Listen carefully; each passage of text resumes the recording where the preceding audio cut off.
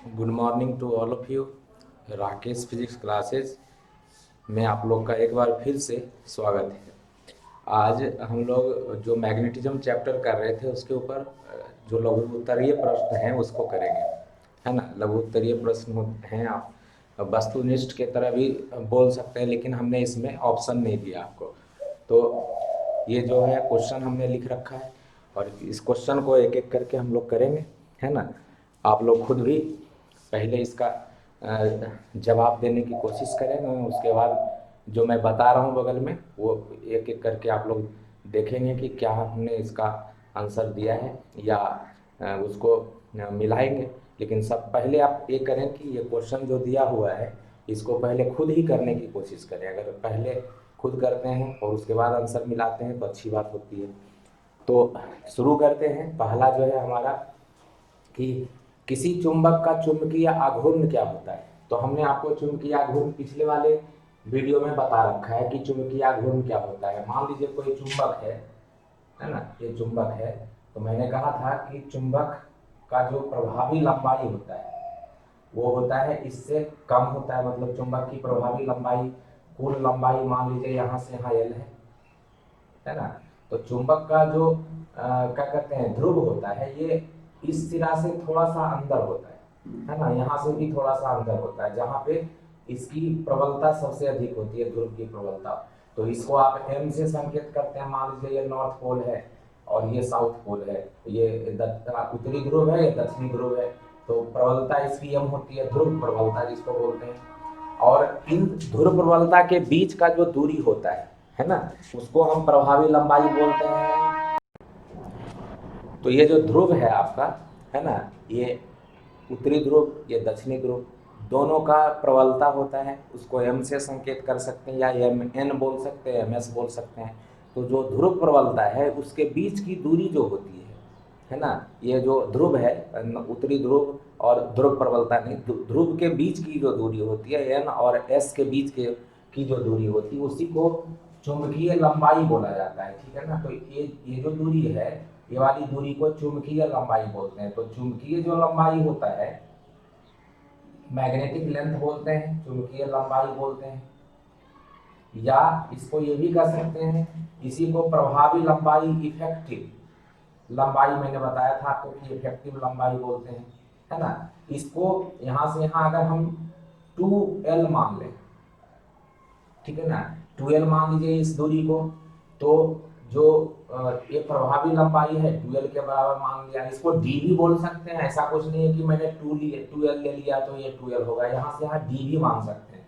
तो जो चुंबकीय आघूर्ण है उसको आपने कहा था कि प्रबलता जो होती है ध्रुव प्रबलता और चुंबकीय प्रभावी लंबाई जो होती है चुंबकीय लंबाई के गुणनफल के बराबर होता है। मतलब चुंबकीय आघूर्ण जो है ना, उसको हम एम से संकेत करते हैं और चुंबकीय आघूर्ण जो है वो सदिश राशि होता है। चुंबकीय आघूर्ण जो हमने बताया है आपको, इसी को चुंबकीय आघूर्ण बोलते हैं, ठीक है ना। तो ये चुंबकीय आघूर्ण है, मैग्नेटिक मोमेंट कहा जाता है। तो चुंबकीय आघूर्ण है, मैग्नेटिक मोमेंट इसको बोलते हैं। चुंबकीय लंबाई को मैग्नेटिक लेंथ बोलते हैं। प्रभावी लंबाई या चुंबकीय लंबाई, प्रभावी लंबाई है आपका इफेक्टिव लेंथ। तो चुंबकीय आघूर्ण जो है एम जो होता है वो किसके बराबर होता है, तो एम गुना 2L का मतलब क्या हुआ कि जो ध्रुव प्रबलता है उसके बराबर ध्रुव प्रबलता और दोनों ध्रुवों के बीच का जो प्रभावी लंबाई है, चुंबकीय लंबाई है, उसके गुणनफल के बराबर होता है। लेकिन यह सदिश राशि होता है और सदिश राशि होने के कारण इसकी दिशा होनी चाहिए। तो दिशा किधर से किधर होती है, तो मैंने कहा था दक्षिणी ध्रुव से उत्तरी ध्रुव की ओर होती है। तो इसकी जो दिशा होती है वो दक्षिणी से, है ना, दक्षिणी ध्रुव से उत्तरी ध्रुव की ओर होती है। एकदम ध्यान रखना है। मतलब ये जो अगर लाइन मिला दूं तो मैग्नेटिक मोमेंट की दिशा दक्षिणी ध्रुव से उत्तरी ध्रुव की ओर होती है। तो ये ध्यान रखना आपको कि दक्षिणी से उत्तरी ध्रुव की ओर होती है और चुंबकीय आघूर्ण एक सदिश राशि है। अब चुंबकीय आघूर्ण का जो एसआई मात्रक होता है ना, वो चुंबकीय आघूर्ण का एसआई मात्रक, चुंबकीय आघूर्ण का अगर एसआई मात्रक बोलेंगे तो एसआई मात्रक होता है एम्पियर मीटर स्क्वायर, ठीक है ना, एम्पियर मीटर स्क्वायर। ठीक है, तो ये आप ऐसे भी लिख सकते हैं एम्पियर मीटर स्क्वायर, हिंदी में लिखना है तो एम्पियर मीटर स्क्वायर, या शॉर्ट में लिखिए तो एम्पियर मीटर स्क्वायर, इस तरीके से लिख सकते हैं। ठीक है ना, तो ये जो है आपका एसआई मात्रक होता है ना। तो चुंबकीय आघूर्ण का जो एसआई मात्रक है वो ये होता है। अब देख लीजिए, तो ये हो गया आपका चुंबकीय आघूर्ण। ठीक है, तो पहला क्वेश्चन कह रहा है किसी चुंबक का चुंबकीय आघूर्ण क्या होता है। तो किसी चुंबक का चुंबकीय आघूर्ण ध्रुव प्रबलता एवं चुंबकीय लंबाई के गुणनफल के बराबर होता है ना। ये बोलेंगे, क्या बोलेंगे, किसी चुंबक का चुंबकीय आघूर्ण उसकी ध्रुव प्रबलता एवं चुंबकीय लंबाई के गुणनफल के बराबर होता है ना। और ये भी पूछ सकता है कि चुंबकीय आघूर्ण कैसा राशि होता है, तो सदिश राशि होता है। चुंबकीय आघूर्ण का एसआई मात्रक क्या होता है, जो दूसरा क्वेश्चन है, मात्रक क्या होता है, तो एसआई मात्रक एम्पियर मीटर स्क्वायर होता है, क्योंकि एम्पियर भी एसआई मात्रक है, मीटर भी एसआई मात्रक है, एम्पियर मीटर स्क्वायर होता है। तो ये हो गया चुंबकीय आघूर्ण का एसआई मात्रक है, क्या होता है ये। और चुंबकीय आघूर्ण की दिशा किधर होती है, तो दक्षिणी ध्रुव से उत्तरी ध्रुव की दिशा में होती है। तो ये छोटी छोटी बातें हैं जो आपसे इसी से पूछ सकता है। फिर हमने जो चुंबकीय प्रभावी लंबाई जो बोला, ये प्रभावी लंबाई कुल लंबाई का कितना होता है, तो ये कुल लंबाई हमने यहाँ से यहाँ एल लिया है, देख ले। तो प्रभावी लंबाई जो हमने लिखा है, ये प्रभावी लंबाई जो होता है, कह सकते हैं ये चुंबकीय लंबाई जो होता है वो प्रभावी लंबाई या चुंबकीय लंबाई को एक ही बात बोलते हैं। और ये जो है किसके बराबर होता है, जिसको हमने 12 माना है यहाँ पे, तो ये होता है इसका 5/6 होता है। मतलब मैग्नेटिक लेंथ की बात करेंगे, एल जी अगर लिखें, सॉरी एल एम है ना, मैग्नेटिक लेंथ, चुंबकीय लंबाई को मैं संकेत कर देता हूं एल एम से। मैग्नेटिक एम मतलब मैग्नेटिक, चुंबकीय, एल मतलब लंबाई। एल एम जो होता है किसके बराबर होता है, तो ये जो पूरा का पूरा जो ज्योमेट्रिक लेंथ है, जिसको हम ज्यामितीय लंबाई बोलते हैं, है ना, एल जी ज्योमेट्रिक लेंथ, ठीक है ना, ये पूरा जो एल है और गुना 5/6 होता है। मतलब ये पूरा लंबाई जो है एल अगर लेते हैं तो एल गुना 5/6 होता है। ये एल जी जो है ज्यामितीय लंबाई, मतलब यहाँ से यहाँ जो है उसको ज्यामितिक लंबाई बोलेंगे, ठीक है ना। तो एल जी बराबर एल है, यहाँ पे कह सकते हैं एल जी क्या है, तो ज्यामितिक लंबाई है। अगर मैं यहाँ पे लिखूं तो एल जी की वैल्यू है आपका एल जी, ये है ज्यामितीय लंबाई।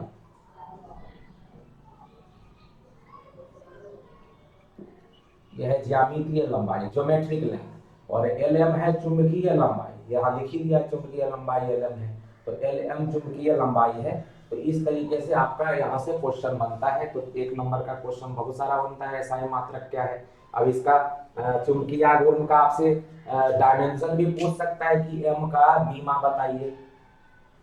तो एम का बीमा तो यहाँ से एम्पियर हो गया और ये मीटर स्क्वायर हो गया। तो आपको पता ही है कि इसका मतलब ये मीटर स्क्वायर है, तो एल स्क्वायर, और एम्पियर के लिए ए, तो एल स्क्वायर ए बोलेंगे, एल टू ए, है ना। तो ये बीमा अगर पूछेगा डायमेंशन तो इस तरीके से लिखेंगे, है ना। तो ये हो गया पहला क्वेश्चन का भी जवाब। और दूसरा क्वेश्चन, चुंबकीय आघूर्ण का मात्रक क्या होता है, तो एसआई मात्रक एम्पियर मीटर स्क्वायर होता है। चुंबकीय आघूर्ण के बारे में ये पूरा। उसके बाद है तीसरा क्वेश्चन, चुंबकशीलता का एसआई मात्रक क्या होता है। तो इसको इसको अब मिटाते हैं।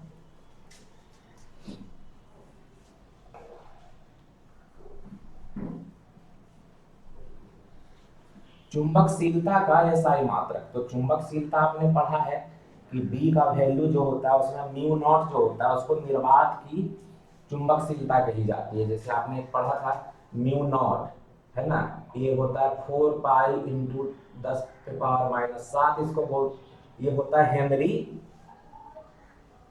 यहाँ पे जो आपने लिखा था चुंबकशीलता उसको लिखा था हेनरी पर मीटर, अगर ध्यान हो तो इंग्लिश में लिखेंगे तो हेनरी, ऐसे हिंदी लिख लेते हैं तो हेनरी पर मीटर, है ना, या इंग्लिश ऐसे भी लिख सकते हैं हेनरी पर मीटर। ठीक है, तो एस आई मात्रक, इसका जो क्या कहते हैं, एस आई मात्रक पद्धति में इसको हेनरी मीटर कहा जाता है। तो चुंबकशीलता इसी को, इसको कहते हैं निर्वात की चुंबकशीलता, निर्वात की चुंबकशीलता।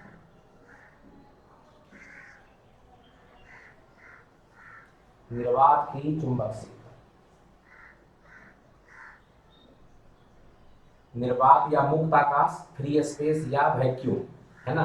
तो फ्री स्पेस या वैक्यूम की जो चुंबकशीलता होती है 4 पाई इंटू 10⁻⁻⁷ हेनरी पर मीटर होता है, ठीक है ना।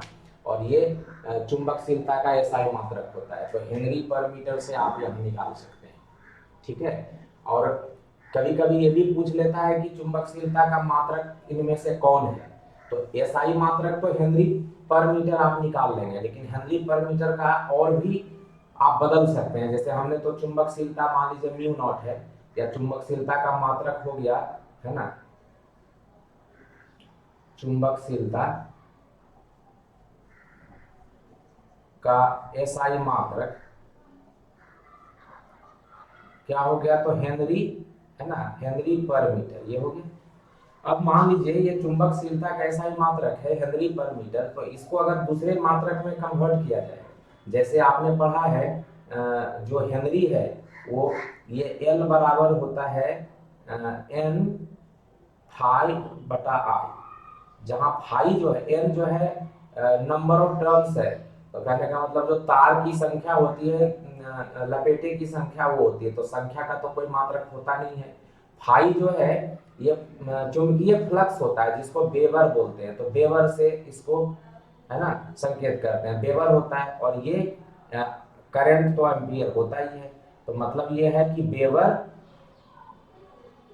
पर एम्पियर ये होता है, ठीक है ना, एम्पियर, ये एल होता है कौन सा, और एल को क्या बोलते हैं कि इसका हेनरी बोलते हैं इसको, तो हेनरी बराबर क्या हो गया, वेबर पर एम्पियर। तो ये ध्यान रखना है कि हेनरी बराबर वेबर पर एम्पियर होता है।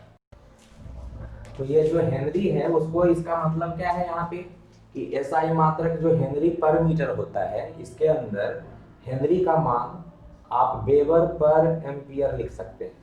तो ये जो हेनरी है ना, हेनरी को लिखा जा सकता है क्या, हेनरी एल जो होता है, ये इसको क्या कहते हैं, म्यूचुअल इंडक्शन बोलते हैं, और ये एल से, ये एल का जो मात्रक होता है हेनरी होता है ना। जो आपने एक सेल्फ इंडक्शन पढ़ा है, सॉरी, एक एल का मान जो है उसको सेल्फ इंडक्शन बोलते हैं, एक म्यूचुअल इंडक्शन बोलते हैं। परस्पर जो क्या कहते हैं प्रेरण होता है उसको बोलते हैं म्यूचुअल इंडक्शन। और जो सेल्फ होता है, स्वयं प्रेरण जो होता है, मतलब किसी भी कुंडली के अंदर अगर विद्युत धारा प्रवाहित करते हैं तो उसके अंदर चुंबकीय क्षेत्र के बदलने से उसके अंदर खुद ही पोटेंशियल जो होता है जिसको कह सकते हैं विभव उसके अंदर उत्पन्न हो जाता है, उसको हम प्रेरण कहते हैं। चुंबकीय प्रेरण में आप ये पढ़ते हैं, और उसमें जो एल है वो सेल्फ इंडक्शन, स्वयं प्रेरण कहा जाता है। तो ये जो उसका जो एसआई मात्रक होता है वो हेनरी होता है।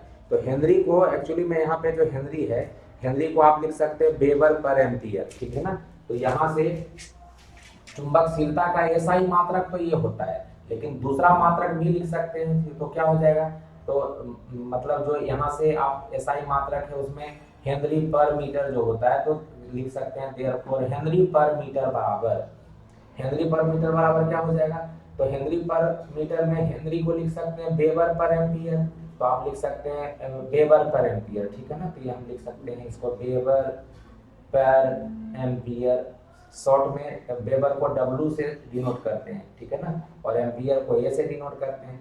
तो हमने लिख लिया हेनरी को, ये हेनरी को लिख दिया वेबर पर एम्पियर, और आपका जो पर मीटर था वो पर मीटर रहेगा। तो क्या हो गया यहाँ से कि वेबर पर एम्पियर मीटर एक दूसरा मात्रक हो गया, मतलब चुंबकशीलता का एक मात्रक हो गया कौन सा, तो एसआई मात्रक है हेनरी पर मीटर, ठीक है ना, और दूसरा हो गया वेबर पर एम्पियर मीटर। अब इसमें भी चेंज कर सकते हैं, जैसे वेबर जो होता है वो फ्लक्स का, ये जो फ्लक्स है, तो ये फ्लक्स जो फाई जो होता है वो होता है बी इंटू ए, चुंबकीय क्षेत्र की तीव्रता गुना क्षेत्रफल। तो ये वेबर जो है इसका एसआई मात्रक वेबर होता है, तो वेबर हो गया। चुंबक, ये जो चुंबकीय क्षेत्र की तीव्रता है उसका मात्रक टेस्ला होता है, तो टेस्ला हो गया। और ये एरिया है, तो एरिया क्षेत्रफल का मीटर स्क्वायर होता है। तो ये जो है इसको फ्लक्स कहते हैं, है ना, चुंबकीय फ्लक्स है, ये चुंबकीय क्षेत्र की तीव्रता है, ये क्षेत्रफल है, क्षेत्रफल लंबाई गुना चौड़ाई मीटर गुना मीटर मीटर स्क्वायर। जो चुंबकीय क्षेत्र की तीव्रता है उसको टेस्ला बोलते हैं, और जो फ्लक्स है उसको वेबर बोलते हैं। तो वेबर बराबर क्या लिख सकते हैं, टेस्ला मीटर स्क्वायर। तो यहाँ वेबर के जगह पे फिर से टेस्ला मीटर स्क्वायर लिखा जा सकता है। तो देखिए कैसे इसका वैल्यू चेंज हो रहा है। तो हेनरी पर मीटर जो था, हेनरी पर मीटर जो आपका आया था वो हो गया weber per ampere metre, weber per ampere metre. और ये जो हो गया वेबर को अगर लिखेंगे तो हो जाएगा टेस्ला मीटर स्क्वायर। इस वेबर को लिख दिया टेस्ला मीटर स्क्वायर, अब बटा एम्पियर मीटर। तो मीटर से मीटर कट गया तो आ रहा है टेस्ला मीटर पर एम्पियर। क्या आ गया, टेस्ला, इसको लिख देते हैं Tesla metre per ampere. Tesla ये हो गया मीटर, टेस्ला इंटू मीटर अब बटा एम्पियर। मतलब हेनरी पर मीटर को वेबर पर एम्पियर मीटर भी बोल सकते हैं, और वेबर पर एम्पियर मीटर या हेनरी पर मीटर को टेस्ला मीटर पर एम्पियर भी बोल सकते हैं। तो ऊपर हो गया टेस्ला मीटर पर एम्पियर। अब टेस्ला को भी बदल सकते हैं। टेस्ला को कैसे बदल सकते हैं तो देख लीजिए, इसको भी बता सकते हैं। तो और भी इसको हम बदल सकते हैं। कैसे बदल सकते हैं, तो जैसे मान लीजिए कि टेस्ला जो होता है बी, तो बी बराबर होता है ILB, ठीक है ना, साइन थीटा भी होता है। तो ILB साइन थीटा है। और ये इसमें जो बी है वो तो टेस्ला है, चुंबकीय क्षेत्र की तीव्रता है। ये आई है करंट, विद्युत धारा, तो एम्पियर हो जाएगा। तो इसका हो गया टेस्ला मात्रक, इसका हो गया एम्पियर, है ना, इसका हो गया एम्पियर मात्रक। और ये लेंथ है, लंबाई है, तो मीटर हो गया, है ना। और ये जो अच्छा ये जो देखिए गलती लिख दिया, ये बी होता है, बी बराबर सॉरी एफ बराबर फोर्स जो होता है, ये एफ बराबर ILB साइन थीटा होता है। तो ये फोर्स है, न्यूटन जिसको आप बोलते हैं। फोर्स बराबर जैसे कोई करंट, कोई तार है, इस तार के अंदर करंट आई प्रवाहित हो रहा है, और इसका जो लेंथ है L है टोटल, तो इसका जो क्या कहते हैं, इसके कारण, और ये किसी चुंबकीय क्षेत्र में रखा हुआ है। मान लीजिए कि चुंबकीय क्षेत्र जो है इधर ही है, इस तरीके से चुंबकीय क्षेत्र है। तो चुंबकीय क्षेत्र के साथ यहाँ पे तो दिख रहा है कि चुंबकीय क्षेत्र की दिशा में ही आपका जो है करंट है, तो यहाँ पे थीटा का मान 0 हो जाएगा। तो साइन 0 0 होता है वैल्यू, तो वहां पे बल नहीं लगेगा। अगर विद्युत क्षेत्र इधर रहा, चुंबकीय क्षेत्र इधर रहता तो 90 डिग्री हो जाता, तो उस केस में साइन थीटा की वैल्यू साइन 91 हो जाता। मतलब ये थीटा पे डिपेंड करता है कि कोई जो तार है उसके अंदर अगर करंट बह रहा है तो उसके ऊपर चुंबकीय क्षेत्र में कितना बल लगेगा। मतलब कोई भी जो विद्युत धारा प्रवाहित होती है जब किसी तार में, और वो किसी चुंबकीय क्षेत्र में स्थित होता है, तो उसके ऊपर कितना बल लगता है, इस बात को ये बताता है। और ये साइन थीटा आपको पता है कि इसका कोई मात्रक नहीं होता, क्योंकि साइन थीटा होता है परपेंडिकुलर अपॉन हाइपोटेन्यूज P बटा H। तो P जो है उसका मीटर होगा और H भी मीटर होगा, मीटर मीटर कट जाएगा, तो इसका कोई मात्रक नहीं होता। तो F जो है बल है तो न्यूटन, I करंट है तो एम्पियर, L लंबाई है, इस तार की लंबाई है तो मीटर, और B है चुंबकीय क्षेत्र में जो रखा हुआ है उसका, तो चुंबकीय क्षेत्र का SI मात्रक तो आपको टेस्ला पढ़ा ही आपने। तो B का क्या हो गया यहाँ पे टेस्ला, है ना। ये जो B है उसका क्या हो गया टेस्ला। तो ये टेस्ला जो होता है आपका, अब टेस्ला जो है उसका आप मान रख सकते हैं। तो हमने जो यहाँ पे अभी बताया आपको कि जो टेस्ला मीटर पर एम्पियर होता है, हेनरी पर मीटर को वेबर पर एम्पियर मीटर भी लिखा जाता है, उसको टेस्ला मीटर पर एम्पियर भी लिखते हैं। अब हमने फिर से इसको अगर टेस्ला मीटर पर एम्पियर को चेंज कर दें, टेस्ला मीटर पर एम्पियर को चेंज कर दें, तो क्या हो जाएगा, टेस्ला का मान यहाँ से निकाल सकते हैं कि ये जो बी है ना, टेस्ला, यहाँ से हो जाएगा टेस्ला बराबर क्या हो जाएगा, तो इधर हो गया न्यूटन, है ना, अब बटा ये आ जाएगा एम्पियर, तो एम्पियर लिखेंगे, और ये वाला आ जाएगा मीटर, तो न्यूटन पर एम्पियर मीटर हो जाएगा टेस्ला बराबर। अब टेस्ला का मान यहाँ रख देते हैं, तो क्या हो जाएगा यहाँ से,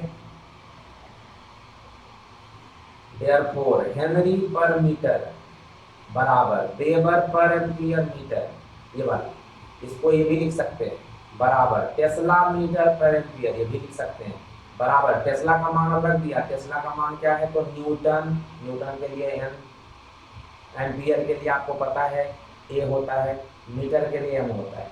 तो हमने टेस्ला का मान रख दिया newton per ampere metre, A M. Tesla का मान मीटर गुना मीटर ऊपर है, एम्पियर नीचे। तो देख लीजिए मीटर से मीटर कट गया, ये अब आ रहा है न्यूटन पर एम्पियर स्क्वायर, है ना। इसको आप बोल सकते हैं Newton per ampere square, Newton per ampere का होल स्क्वायर। मतलब जो हेनरी पर मीटर था, चुंबकशीलता का एसआई मात्रक जो हेनरी पर मीटर था, उसके ऑप्शन में एसआई मात्रक नहीं पूछ करके अगर आपसे पूछ दे चुंबकशीलता का मात्रक इनमें से कौन होता है, तो हेनरी पर मीटर देता है तो वो भी सवाल, जब वो अगर देता है तो सही है। ये नहीं दे करके ये भी दे सकता है वेबर पर एम्पियर मीटर, ये भी सही है। ये नहीं दे करके टेस्ला मीटर पर एम्पियर भी दे सकता है, और ये नहीं दे करके न्यूटन पर एम्पियर स्क्वायर भी दे सकता है ना, न्यूटन पर एम्पियर स्क्वायर भी दे सकता है। तो ये चार ऑप्शन में कोई भी एक रहेगा तो सही होगा। तो ये ध्यान रखना है कि हेनरी पर मीटर को ये लिखा जाता है weber per ampere metre, tesla metre per ampere, या newton per ampere metre square, ठीक है ना। तो ये जो है ये वैल्यू हम लिख सकते हैं, ठीक है। तो ये जो है जो हमारा वैल्यू है Newton per ampere metre, Newton per ampere square, ये जो है आप इसका वैल्यू लिख सकते हैं। तो ये जो चारों ऑप्शन है, चारों में चारों सही है, कोई एक ऑप्शन है तब सही है, मोर देन वन ऑप्शन तो रहता नहीं आप लोग को, अगर रहता है तो भी ठीक है। तो ये जो अब इसी से आपसे पूछता है, जैसे एसआई मात्रक हो गया, तो आपसे ये भी पूछ सकता है कि चुंबकशीलता की बीमा क्या होती है, क्योंकि ये किसका था, ये चुंबकशीलता का था ना। ये सारा का सारा जो मात्रक है ये तो एसआई मात्रक हो गया, और बाकी सारा मात्रक जो हो गया वो आप बोल सकते हो उसको चुंबकशीलता का मात्रक। तो चुंबकशीलता का ये मात्रक है सर, चुंबकशीलता का मात्रक। अब इसमें से दिख रहा है ये न्यूटन, ये भी एसआई यूनिट में न्यूटन होता है, एम्पियर भी होता है, तो यहाँ से आप इसकी बीमा भी निकाल सकते हैं बड़े आसानी से। तो अगर आप Newton per ampere metre, Newton per ampere square वाला याद रखते हैं तो ये आपके डायमेंशन के लिए बड़ी अच्छा हो जाएगा कि डायमेंशन अगर बीमा जिसको बोलते हैं, तो चुंबकशीलता की बीमा, म्यू नॉट की बीमा अगर हम बोले चुंबकशीलता,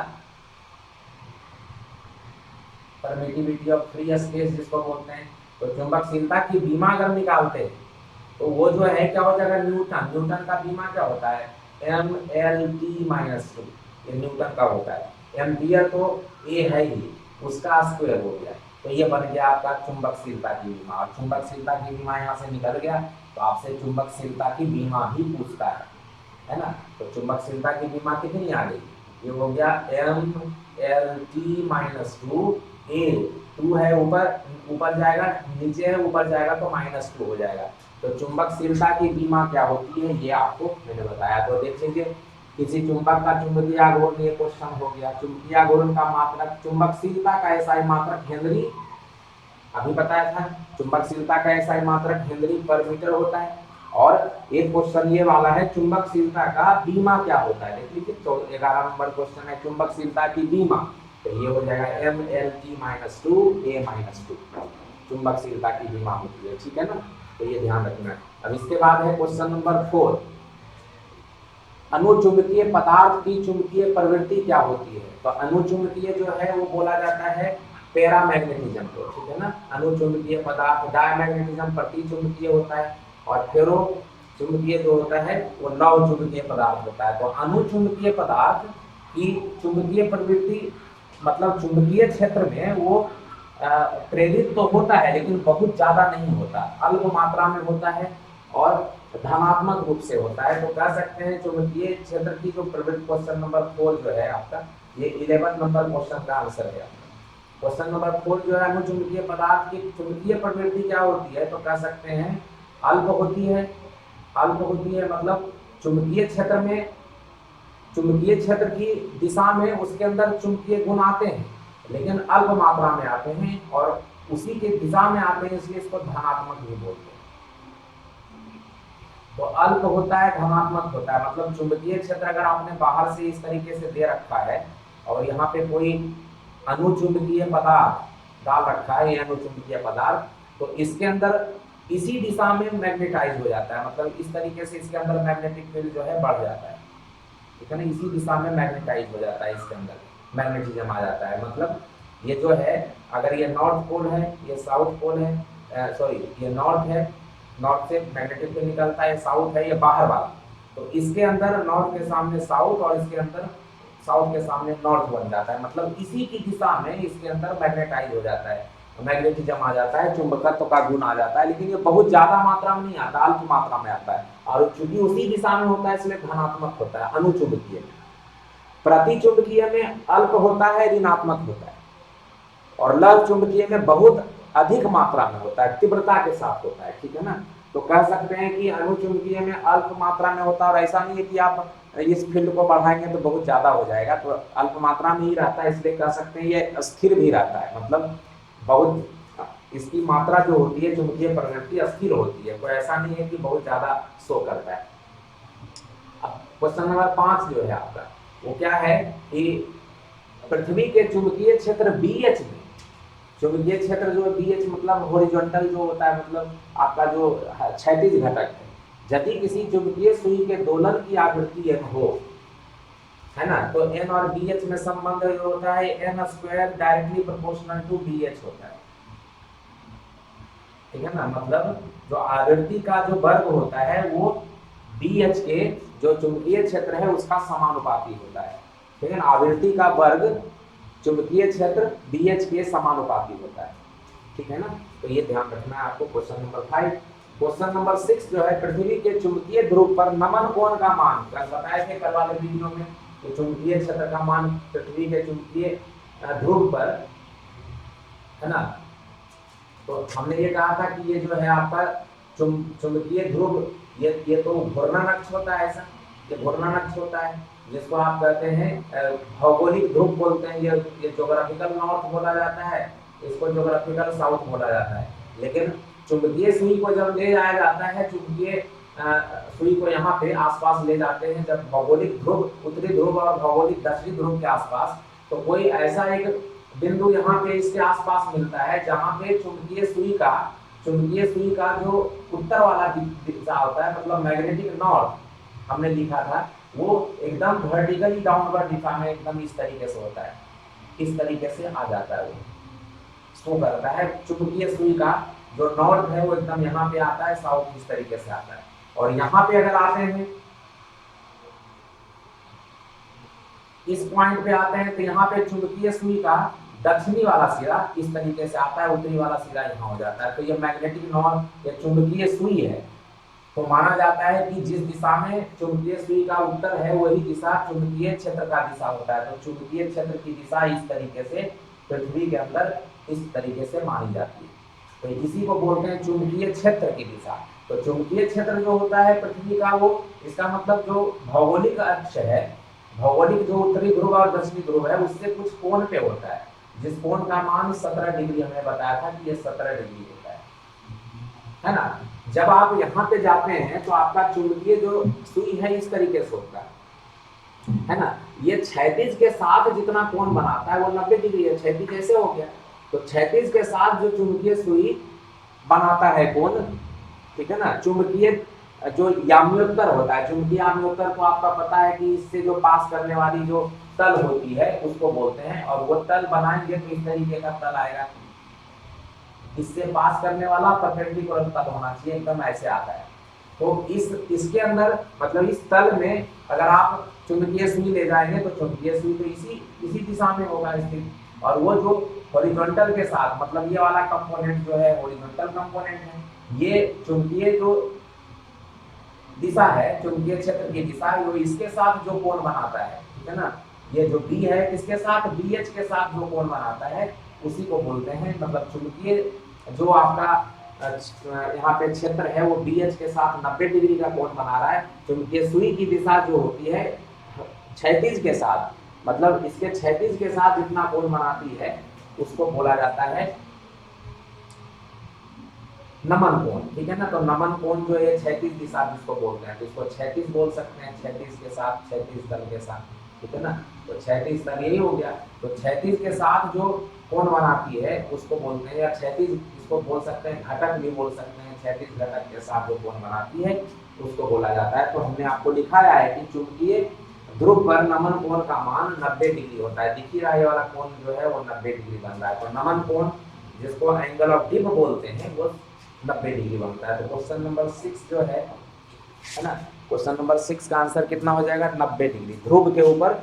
और तो ये ध्रुव के ऊपर हमने यहाँ पे पूछा है पृथ्वी के चुंबकीय ध्रुव पर, मतलब ये मैग्नेटिक नॉर्थ, चुंबकीय ध्रुव इसको मैग्नेटिक नॉर्थ बोलते हैं, ठीक है ना।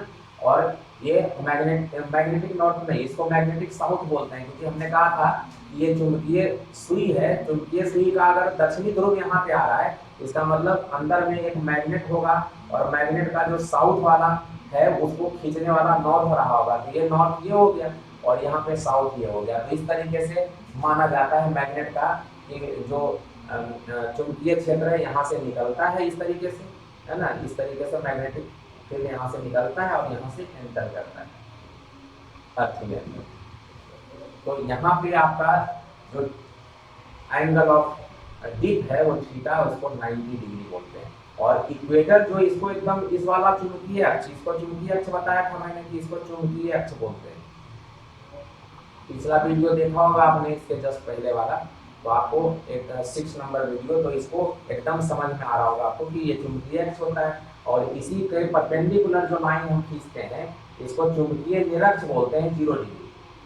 तो चुंबकीय निरक्ष बोला जाता है। चुंबकीय निरक्ष के ऊपर जो आपका चुंबकीय सुई है एकदम इस तरीके से आता है, चुंबकीय सुई, है ना। चुंबकीय सुई जो है आपका, चुंबकीय सुई का जो कह सकते हैं जो डायरेक्शन होगा वो मैग्नेटिक फील्ड के डायरेक्शन में होगा। तो मैग्नेटिक फील्ड तो यहाँ से निकल के ऐसे जाता है, तो मैग्नेटिक फील्ड इधर है, तो चुंबकीय सुई इस तरीके से यहाँ पे आपका आएगा। और चुंबकीय सुई क्षैतिज के साथ कितना कोण बना रहा है, तो यहाँ पे थीटा 0 बना रहा है। क्षैतिज भी तो यही हो गया ना, तो ये हो गया चुंबकीय सुई की दिशा, मतलब बी की दिशा, और ये जो है क्षैतिज भी दिशा है, क्षैतिज दिशा मतलब स्पर्श रेखा की दिशा, तो थीटा 0 है। तो ये जो निरक्ष है, चुंबकीय निरक्ष बिंदु है, ये वाला और ये वाला, है ना, चुंबकीय निरक्ष, यहाँ पे जो थीटा का मान होता है वो 0 डिग्री होता है। तो चुंबकीय निरक्ष पर नति कोण या नमन कोण का मान 0 डिग्री, और चुंबकीय ध्रुव पर नति कोण या नमन कोण का मान 90 डिग्री। तो हमसे पूछा गया है चुंबकीय ध्रुव पर नमन कोण का मान क्या होता है, तो 90 डिग्री। निरक्ष पर पूछा जाएगा तो 0 डिग्री, जो यहाँ पे पूछा गया है क्वेश्चन नंबर 15 में। तो क्वेश्चन नंबर 15 है ये आपका, जो पूछा गया है कि चुंबकीय निरक्ष पर नति कोण या नमन कोण का मान क्या होता है। तो 15 का जवाब है 0 डिग्री। और ये क्वेश्चन नंबर 6 जो आपका पूछा गया, चुंबकीय ध्रुव पर नमन कोण का मान क्या होता है, तो वो 90 डिग्री, ठीक है ना। तो ये ध्यान रखना है, आपको मैंने बताया है।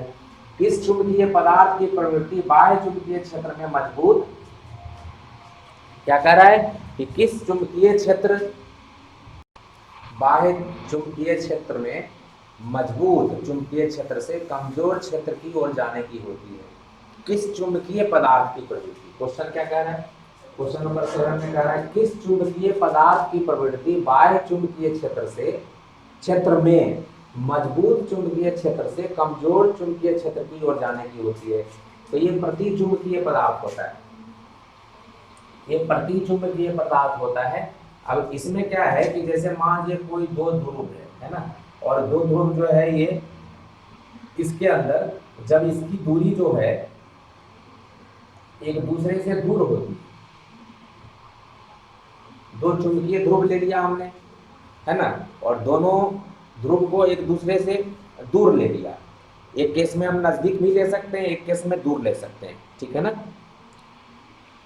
तो जब, या पहले ऐसा कर लेते हैं, दोनों को नजदीक ही लेते हैं। तो जब दोनों ध्रुव एक दूसरे से नजदीक होते हैं, है ना, तो बीच में यहाँ पे जो चुंबकीय क्षेत्र होता है वो प्रबल होता है, चुंबकीय क्षेत्र प्रबल होता है जब दोनों ध्रुव एक दूसरे से पास होते हैं, है ना। और ध्रुव पे जो चुंबकीय क्षेत्र होता है कमजोर होता है, मतलब यहाँ पे चुंबकीय क्षेत्र और यहाँ पे चुंबकीय क्षेत्र कमजोर होता है, जबकि बीच में प्रबल होता है। अब मान लीजिए कोई ग्लास लेकर के इसके अंदर अगर आप प्रति चुंबकीय पदार्थ डालेंगे, तो प्रतिचुंबकीय पदार्थ जो होता है ये बीच में यहाँ पे अगर मान लेते हैं कि ग्लास के अंदर आपने प्रतिचुंबकीय पदार्थ इस तरीके से लिया, तो प्रतिचुंबकीय पदार्थ क्या होता है कि प्रबल से कमजोर जो ध्रुव है, उत्तरी ध्रुव और दक्षिणी ध्रुव, यहाँ की प्रबलता कम होती है, बीच की प्रबलता ज्यादा होती है।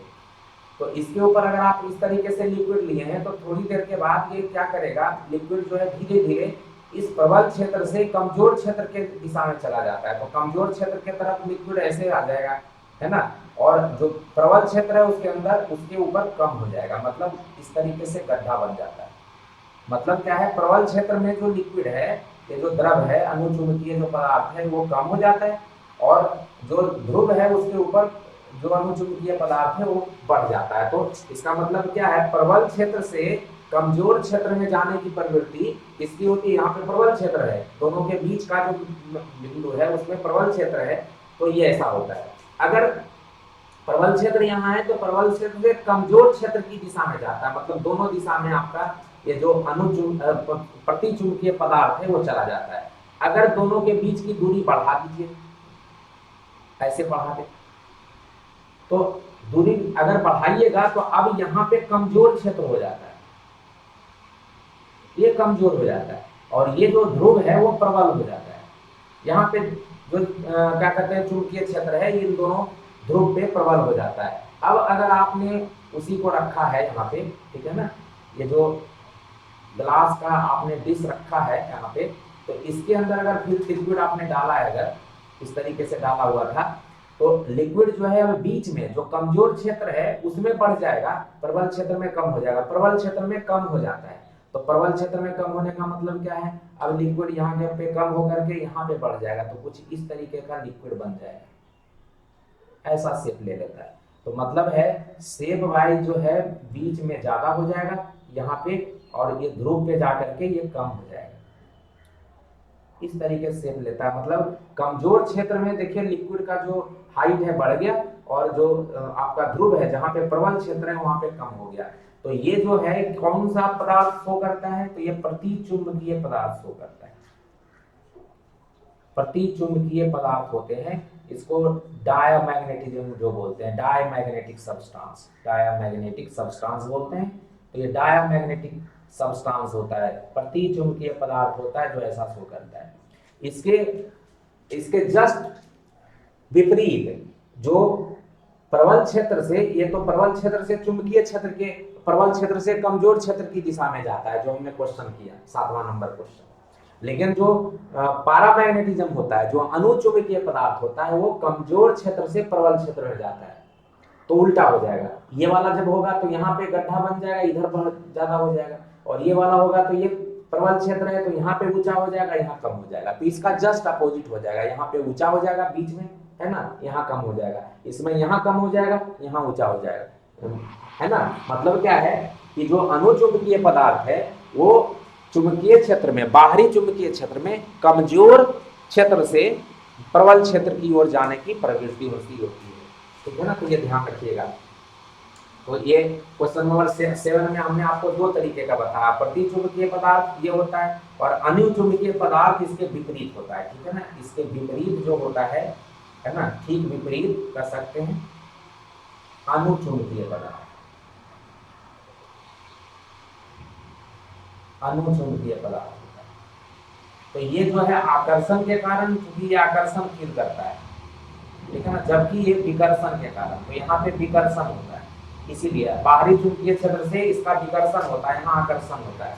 तो अनुचुंबकीय जिसको पैरामैग्नेटिज्म बोलते हैं, पैरामैग्नेटिक सब्सटेंस बोलते हैं। तो दोनों ध्यान रखना है कि अनुचुंबकीय अगर है तो पैरामैग्नेटिक आकर्षण होता है, प्रतिचुंबकीय है तो विकर्षण होता है। तो ये वहां से आपको 2-3 बातें यहाँ पे हमने बताया। पूछ सकता है कि क्या होता है डायमैग्नेटिक सब्सटेंस, क्या यहाँ पे अनुभव करता है, तो विकर्षण अनुभव करता है बाहरी चुंबकीय क्षेत्र में, या आकर्षण अनुभव करता है, ठीक है ना।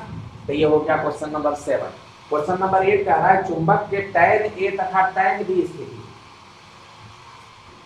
तो क्वेश्चन नंबर जो 8 है आपका वो क्या कह रहा है, कोई चुंबक है उसका टैन ए स्थिति। अगर हमने आपको 2 तरीके का बताया था कि अगर चुंबक है तो चुंबक का एक पोजीशन होता है ऐसे वाला, जो उसका अक्षीय बिंदु है, एक पोजीशन ये वाला होता है जिसको निरक्षीय बिंदु कहा था, इसको हमने कहा था एंड ऑन पोजीशन, अक्षीय बिंदु। अक्ष के ऊपर स्थित बिंदु है इसलिए इसको अक्षीय बिंदु कहते हैं, ठीक है ना। इसी को tan ए पोजीशन भी बोला जाता है। और ये निरक्षीय बिंदु जिसको इक्वेटोरियल पॉइंट बोलते हैं, है ना, निरक्षीय बिंदु जो है इसी को tan बी पोजीशन भी बोला जाता है। tan बी पोजीशन, इसको ब्रॉड साइड ऑन पोजीशन बोलते हैं, इसको एंड ऑन पोजीशन बोलते हैं, है ना। ये आपका एम ध्रुव था यहाँ पे, नॉर्थ और साउथ ये वाला हमने लिया था, और ये इसका सेंटर था। दोनों के बीच की दूरी एल थी तो 2l आपने लिया था। और यहाँ से जो हमने निकाला था, तो अगर आपका जो tan ए पोजीशन है यहाँ पे, है ना, इसको मैं क्या कर सकते हैं, P बिंदु P लिख दूँ, P1, और इसको P2 लिख दूँ। तो हमने DP या डी एक्सियल भी बोल सकते हैं, डी एक्सियल है, tan ए पोजीशन यही बोलते हैं, अक्षीय। तो क्या आया था मान, म्यू नॉट बटा 4 पाई। और यहाँ क्या आया था, तो याद करिए हमने ये जब निकाला था तो ये आ रहा था 2m डिवाइडेड बाई, ऐसे तो अगर l हटा दीजिए तो r3, नहीं तो था आपका वैल्यू वाइज क्या था यहाँ पे, r square minus l square, r square minus l square पर r square minus l square का होल स्क्वायर। इसको मिटा देता हूँ, 2mr था और r square minus l square का होल स्क्वायर था। तो ये बी एक्सियल जो होता है, ठीक है ना, तो अक्ष के ऊपर जो निकालते हैं मान, बी अक्षीय या इसी को कहा जाता है tan ए पोजीशन, है ना। तो बी अक्षीय के ऊपर म्यू नॉट बटा 4 पाई 2m, m क्या है, जहाँ m की बात करेंगे तो m का मान होता है m गुना 2l, अभी थोड़ा देर पहले बताया था। जहाँ 2l जो है यहाँ से यहाँ के बीच की लंबाई है और m ध्रुव प्रबलता है, तो m is equal to m गुना 2l आपका, इसी को कहते हैं tan A position, tan A position या एंड ऑन पोजीशन, इसको एंड ऑन पोजीशन भी बोला जाता है, ठीक है ना। अक्षीय बिंदु इसी को बोलते हैं, एक्सियल पॉइंट भी इसी को बोलते हैं। तो ये हो गया चुंबक के tan ए पर, और दूसरा कह रहा है tan बी पोजीशन। तो tan बी पोजीशन ये वाला है, निरक्षीय बिंदु। तो निरक्षीय बिंदु जो होता है उसके ऊपर मान क्या होता है, तो निरक्षीय बिंदु के ऊपर मान अगर निकालेंगे तो इसी में इसका जो वैल्यू होता है, इसको मिटा देते हैं,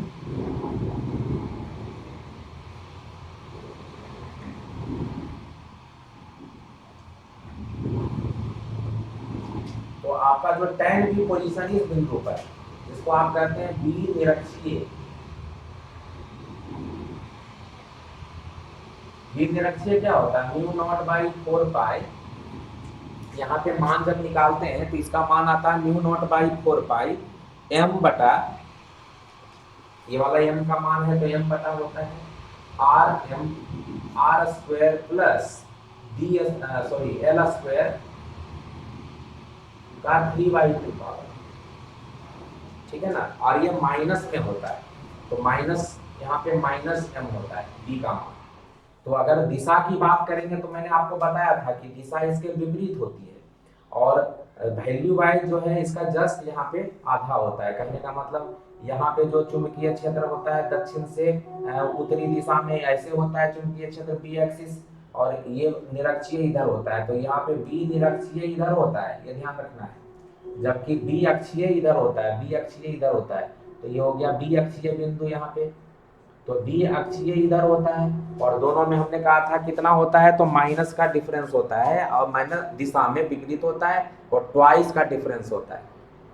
तो दोनों में क्या रिलेशन होता है, तो ये देख रहे हैं दोनों का जो दिशा है ये प्लस m है या माइनस m है, तो मतलब दिशा जो होती है वो विपरीत होती है। बता ही दिया कि इसमें जो है ये वाला यहाँ पे दिशा होता है उत्तर से, ये उत्तर है, दक्षिण है, उत्तर से दक्षिण ध्रुव की ओर होता है, मतलब m की दिशा किधर होती है, तो दक्षिण से उत्तर, ये वाला होता है m का दिशा, तो m की दिशा के विपरीत होती है, जबकि ये वाला m की ही दिशा में होता है। तो b अक्षीय m की दिशा में होता है, b निरक्षीय माइनस m की दिशा में होता है, और m की दिशा दक्षिण से उत्तर ध्रुव होता है, तो ये दिशा हो गई उत्तर से दक्षिण, और ये दिशा हो गई दक्षिण से उत्तर। तो b अक्षीय जो है tan ए पोजीशन वाला, है ना, इसका जो मान है सही मायने में बोलिएगा तो -2 ऑफ बी निरक्षीय tan बी पोजीशन वाला, ठीक है ना, अगर पूरा लिखेंगे तो। और परिमाण में बी निरक्षीय का दूना होता है अक्षीय, तो ये ध्यान रखना है। तो ये tan ए और tan बी पोजीशन में b1 b2 आपसे बोला है, तो b1 बराबर ये हो गया, इसी को आप b1 लिख लीजिए tan ए पोजीशन, और ये b2 बराबर, ये जो b2 बराबर अभी मैंने लिखा था, तो ये b2 का मान हो गया, है ना। मान अगर पूछता है केवल तो व्यंजक बताएं, तो व्यंजक ये है, मैंने उसको दिशा के साथ लिखा है। अब क्वेश्चन नंबर 9 है, विद्युत चुंबकीय तरंग में विद्युत तथा चुंबकीय क्षेत्रों के बीच कालांतर, तो दोनों एक दूसरे से 90 के एंगल पे आगे पीछे होते हैं, और इस वजह से कालांतर जो बोला जाता है वो विद्युत चुंबकीय तरंग होता है। वो मान लीजिए ये जेड की दिशा है ना, ये एक्स की दिशा है और ये वाई की दिशा है, तो ये जो वाई की दिशा है इसमें चलता है मैग्नेटिक फील्ड, और एक्स की दिशा में ऐसे चलता है मैग्नेटिक फील्ड, ठीक है ना, ये बी, और इधर चलता है, इसकी दिशा में चलता है इलेक्ट्रिक फील्ड ई, ठीक है ना। और ई बटा बी जो होता है ये सी के बराबर होता है, जो चुंबकीय तरंग का गति होता है, और जेड की दिशा में दोनों चलते हैं, तो ये ऐसे ऐसे चलता है, ये ऐसे ऐसे चलता है, और ये ऐसे ऐसे चलता है, तो दोनों के बीच का कोण कितना हो गया, ये ऐसे है, ये कैसे है ना, इसके ऊपर ये ऐसे है, ये वाला जो मैंने दिशा बनाया वो ऐसे है, तो 90 डिग्री का कोण है, तो कालांतर जो होता है वो 90 डिग्री होता है, π/2 कर लीजिए या 90 डिग्री कर लीजिए, ठीक है ना। तो कालांतर जो लिखा है क्या होता है, तो 90 डिग्री होता है। फिर कह रहा है लौह चुंबकीय पदार्थ की चुंबकशीलता बहुत ज्यादा होती है, चुंबकशीलता μr जो होता है ग्रेटर देन 1 होता है, ग्रेटर देन 1 होता है चुंबकशीलता, और भी लिखाए हैं। चुंबकशीलता की बीमा क्या होती है, करा ही दी आपको, है ना, MLT-2 A-2 आया था अभी थोड़ा देर पहले। फिर है जिस चुंबकीय पदार्थ की चुंबकशीलता 1 से कम होती है, μr ग्रेटर देन 1 मतलब बहुत लार्ज होता है, किसके लिए, लौह चुंबकीय पदार्थ के लिए। अनुचुंबकीय पदार्थ के लिए ग्रेटर देन 1 होता है, और जो प्रति चुंबकीय पदार्थ होता है उसके लिए लेस देन 1 होता है। तो क्या लिखता है कि जिस चुंबकीय पदार्थ की चुंबकशीलता 1 से कम होती है उसकी चुंबकीय प्रवृत्ति क्या होती है, तो चुंबकीय प्रवृत्ति मतलब मैग्नेटिक ससेप्टिबिलिटी, तो हमने बताया था कि लेस देन 1 जो होता है जिसका 1 से कम होता है वो होता है क्या कहते हैं, प्रति चुंबकीय पदार्थ, प्रति चुंबकीय पदार्थ होता है डायामैग्नेटिक, और ये जो है इसका जो चुंबकीय प्रवृत्ति होता है अल्प होता है, कम होता है तथा ऋणात्मक होता है, ऋणात्मक होता है, तो ये ऋणात्मक होता है, इसका चुंबकीय प्रवृत्ति ऋणात्मक होता है। ससेप्टिबिलिटी मतलब चुंबकीय बाह्य चुंबकीय क्षेत्र में, बाहर के चुंबकीय क्षेत्र में ये प्रतिकर्षित होते हैं, विकर्षित होते हैं, आकर्षित नहीं होते हैं, ठीक है ना। तो प्रति चुंबकीय पदार्थ बाहरी चुंबकीय क्षेत्र में विकर्षित होते हैं, इस वजह से इनका चुंबकीय जो गुण होता है, कह सकते हैं प्रवृत्ति होता है, ऋणात्मक होता है, और कम होते हैं मतलब बाहरी चुंबकीय क्षेत्र में कम विकर्षित होते हैं, इस वजह से कम लिखा जाता है। प्रवृत्ति जो होती है इनकी ऋणात्मक होती है और कम होती है, ठीक है ना, तो ये ध्यान रखना है। फिर आपका जो है तो क्वेश्चन नंबर ये 12 हो गया, है ना। फिर है आपका क्वेश्चन नंबर 13, क्या कहता है, तो क्वेश्चन नंबर 13 कह रहा है कि ध्रुव प्रबलता का एसआई मात्रक क्या होता है, ठीक है, ध्रुव प्रबलता का एसआई मात्रक क्या होता है, तो ध्रुव प्रबलता का एसआई मात्रक एम्पियर मीटर होता है, आपको लिखना है एम्पियर मीटर, ध्रुव प्रबलता का एसआई मात्रक एम्पियर मीटर होता है, ठीक है ना। तो ध्रुव प्रबलता का एसआई मात्रक एम्पियर मीटर होता है। क्वेश्चन नंबर 13 है ना, एसआई मात्रक इसका भाई तो ध्रुव प्रबलता का,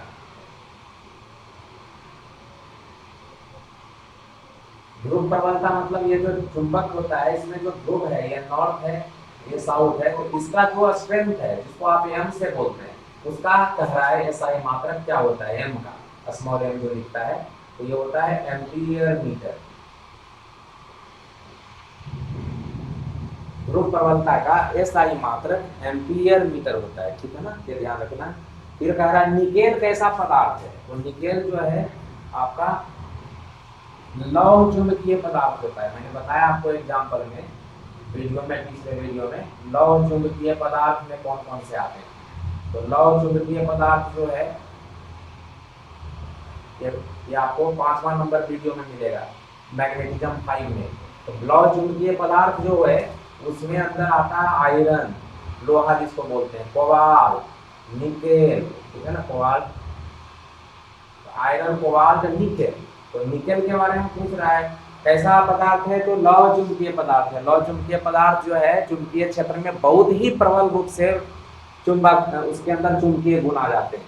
तो आपका 13 नंबर क्वेश्चन, 14 नंबर क्वेश्चन, और जो क्वेश्चन नंबर 15 है, पृथ्वी के चुंबकीय निरक्ष पर नति कोण का मान क्या होता है? तो ऑलरेडी आपको मैंने पहले ही बता दिया कि नति कोण का मान इसमें 0 होता है, ठीक है ना। तो ये है हमारा 15 क्वेश्चन। इसके बाद फिर से 15 क्वेश्चन करेंगे, तो इसको तब तक करिए। पहले क्या करिए कि पैसे ही क्वेश्चन आपको दिखे तो पहले खुद ही बनाइए, वीडियो को पॉज कर लीजिए और वहाँ पे क्वेश्चन खुद बनाइए।